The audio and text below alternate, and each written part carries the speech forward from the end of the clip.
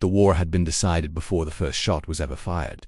That is how it works with certain kinds of conflict. The decision happens quietly, in a room full of careful people reading careful reports, and by the time the fleet is assembled and the coordinates are locked and the engines are burning cold blue through the dark, by that time, the outcome has already been written. All that remains is the execution. Fleet Commander Admiral of the Sarati Conclave was a careful person who had read many careful reports. The one on his desk concerned a species called humanity, bipedal, warm-blooded, carbon-based, occupying a small cluster of worlds near the inner spiral. They had achieved interstellar travel 100 years ago. They had never made formal contact with the Conclave. They had been observed from a distance, catalogued, assessed, and filed under a classification that, in the Sarati administrative language, translated roughly as watch and wait. That classification had been updated 8 months ago. The new one translated as preemptive action required. The report that triggered the change was thorough. It described a species with a documented history of 5,000 years of organized warfare, a number that, when Davin had first read it, had required him to set the document down and spend several minutes in the particular kind of quiet that falls over a person when they realize they have underestimated something.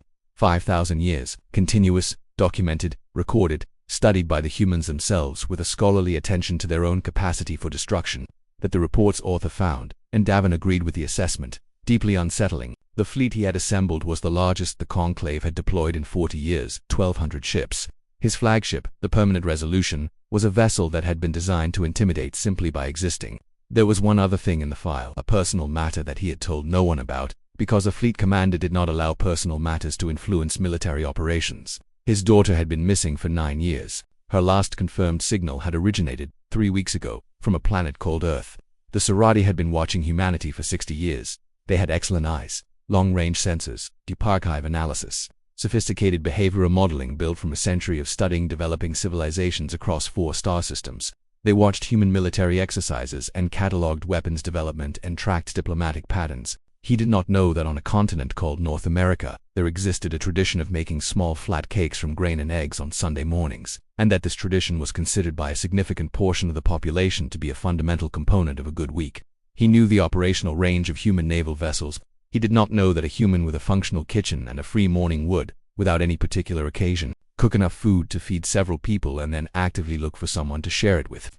He knew that humans formed pack bonds of unusual strength and durability. He had read the clinical language of that assessment several times, finding it both accurate and, in some way he couldn't quite identify, insufficient.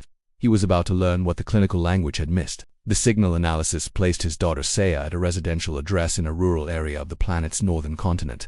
Not a government facility, not a military installation, not a research complex, a farm. The word sat in the report like something that had arrived in the wrong place. A farm. He read it 3 times. Then he made the decision he had already known, somewhere in the back of his mind, that he was going to make. He authorized a shuttle. He told his second-in-command to hold all invasion timelines pending his signal. He went down himself. The farmhouse was not what he expected. He had expected, he realized this only standing in front of it, a cage of some kind, something with the structure of captivity embedded in it, even if subtly. Bars dressed as walls, security dressed as fencing, the architecture of control that every civilization constructed when it wanted to hold something and didn't want that fact to be the first thing you noticed. The farmhouse had window boxes with flowers in them, actual flowers, cultivated, maintained, watered with apparent regularity. The fence that ran along the front was wooden and had gaps in it that would have been trivial to step through. There was a bicycle leaning against the porch, not locked to anything. Davin stood at the edge of the path leading to the front door and understood, on some level that had nothing to do with his years of military training, that he had come to the wrong conclusion about this place. His second, Commander Veth, stood beside him with a scanner running. Life signs confirmed, she said quietly. 1 Sarati female, 1 human male. She hesitated. No others, no guards, no monitoring equipment. Veth checked twice. Standard civilian communications array, nothing military. Davin heard, from inside the house, his daughter laugh. He had not heard her laugh in 9 years.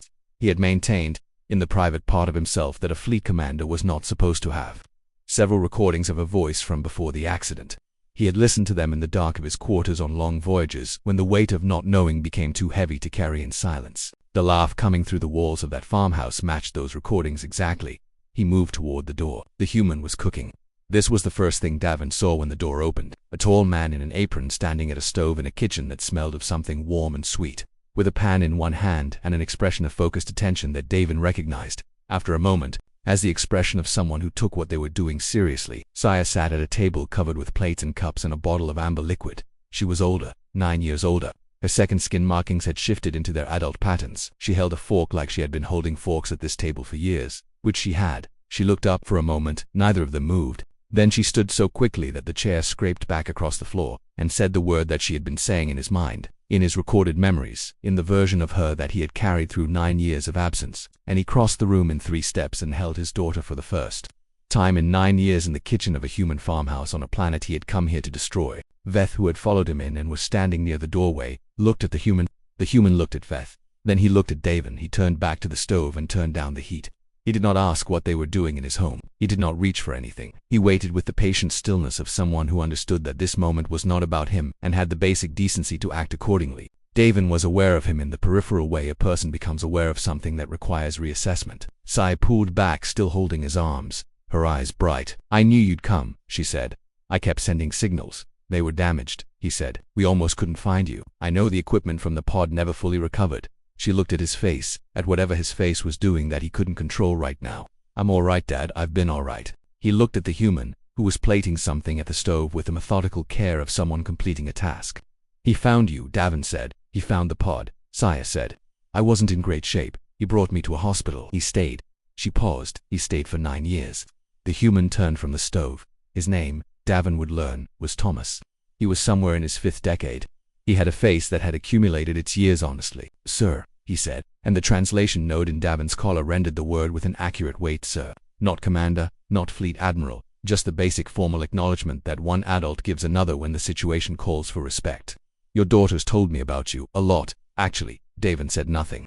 "I know there's a lot to talk about," Thomas said, "but the pancakes are going to get cold." Davin sat at a kitchen table covered in human food while 1,000 warships waited in orbit for his signal. Veth had stationed herself near the door with the particular expression of a professional who has encountered a situation that was not in any manual she had been trained from.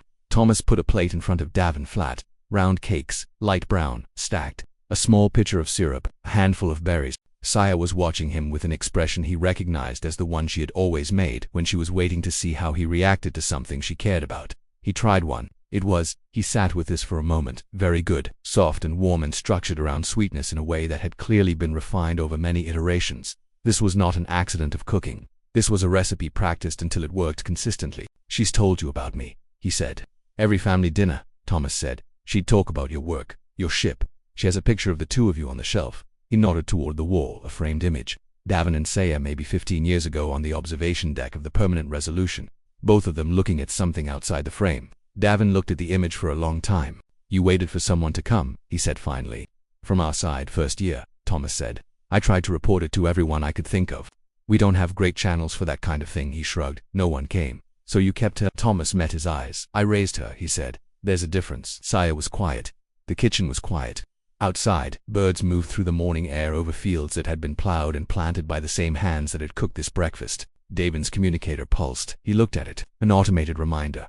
Invasion timeline pending authorization. He set it face down on the table. Thomas looked at the communicator. Then, at Davin, he did not ask. He was not a man who asked questions he already knew the shape of. "What do you need from me?" he said. Instead, the order that went to the fleet an hour later was 2 words. "Stand down." The explanation that followed was longer, formal, precise, written in the administrative language of the Sarati conclave, which had 17 different grammatical constructions for the various categories of diplomatic position and required all of them to be used correctly. Davin was fluent in this language. He used it to say, in the careful way that institutions require important things to be said, that the preemptive action order had been issued on the basis of incomplete intelligence, and that further engagement with the human civilization would proceed through standard diplomatic channels pending a full reassessment. What the administrative language did not say, because administrative language does not have a construction for this, was that the reassessment had taken approximately 40 minutes and had occurred over pancakes. Thomas showed Davin around the farm in the afternoon. The fields, the equipment, the small separate building where he kept tools and spare parts for the machinery. The chickens, which regarded Davin with the aggressive suspicion that chickens apparently directed at everything in which Thomas seemed to find endearing. "You were afraid of us," Davin said, not as an accusation. "Little," Thomas said, "when she first told me what the Sarati were like. The fleet, the history." He paused at the fence line, looking out over the fields, but she never seemed afraid. "Of me, I mean right from the start." He was quiet for a moment. "I figured either I was wrong about being scary, or she was right about me being safe. Either way, it came out fine." Davin thought about the report on his desk. 5,000 years of warfare, forward-facing eyes, exceptional stamina, aggressive territorial instincts, the fleet, the history. He paused at the fence line, looking out over the fields, but she never seemed afraid. Of me, I mean, right from the start. He thought about a man who had found an alien child in a damaged pod and brought her to a hospital and stayed. He thought about the photograph on the shelf. The treaty negotiators will want to know, Davin said, how this happened, how she ended up here. How you ended up, he searched for the word. Family, Thomas offered. Yes. Thomas considered this. I don't know that it's a good story for a treaty, he said. It's mostly just she needed somewhere to be.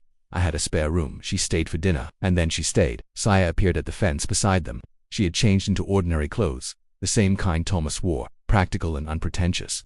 She looked like someone who had been living in this place for a long time, which she had. Are you staying for dinner? She asked Davin.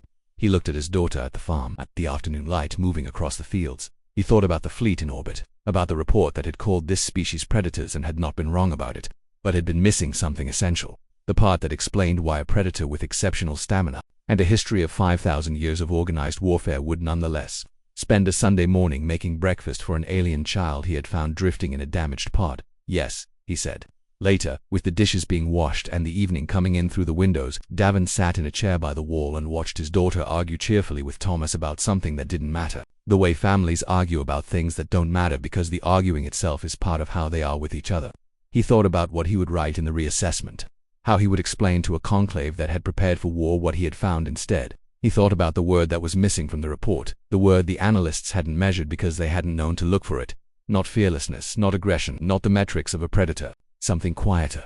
The willingness to stay, the specific human habit of turning a spare room into a home, and a stranger into a daughter, and a crisis into a meal, and a meal into a Tuesday. And for the first time in 40 years of military service, Fleet Commander Davin Rel of the Serati Conclave understood that the most dangerous thing about humanity was not what it would destroy. It was what it would refuse to abandon. 3 months after the fleet stood down, Davin received a second file. It came from an analyst in the Conclave's Deep Archive Division, flagged as a follow-up to the Earth assessment.